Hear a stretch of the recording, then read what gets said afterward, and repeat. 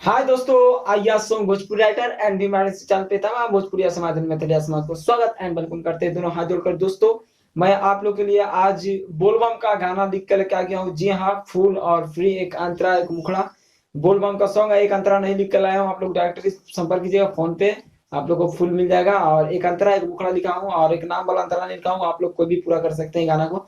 तो कैसे आप लोग और कौन सा ट्रैक पे आप लोग गाना सुने होंगे? मालावा के बेटा मामा मामा कहता, उसी पर मैं लिखा हूँ, जो कि आजकल रोमांटिक टाइप से बोलबम का सॉन्ग चल रहा है ज्यादातर। तो उस टाइप से मैं गाना लिखा हूँ और किस तरह डबिंग आप लोग शुरू से अंत तक वीडियो देखिएगा, तब आप लोग को समझ में आएगा। और आइए आप लोग को मुखड़ा बताते हैं। और वीडियो अच्छा लगेगा थोड़ा सा भी तो लाइक कीजिएगा, लाइक जरूर कीजिएगा दोस्त। आप कमेंट करके बताइएगा कौन सा ट्रैक पर लिखना है और कैसा गाना लिखना है, किस में गाना लिखना है। तो आइए बोलबम का है, आप लोगों को सुनाते हैं कैसे है। उसमें है नारे नारे नारे नार तीसरा, चढ़ल बा सावन सोमारी, लागल बा भीड़ बड़ा भारी।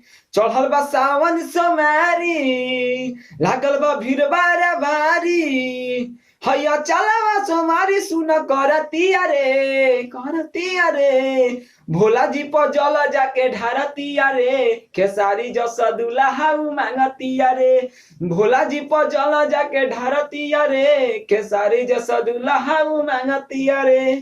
दोस्तों बताइएगा आप लोगों को मुखड़ा कैसा लगा, और अच्छा लगा होगा तो जरूर चैनल को लाइक कीजिएगा। जिदी तो कइले बिया सुनो, देव घर जाए के, जिंदगी बितावे खातिर सुनर लड़ पावे के। ए सुनो, जिद तो कइले बिया सुनो, देव घर जाइब हो, जिंदगी बितावे खातिर सुनर बर पाइब हो। कांधे पर धके कांवर, उ तो देखावेली पावर। कांधे पर धके कांवर, उ तो देखावेली पावर। खाली बोला बम के नारा उ लगावती अरे, भोला जी पर जला जाके चढ़ती अरे, खेसारी जस दुल्हा मांगती अरे।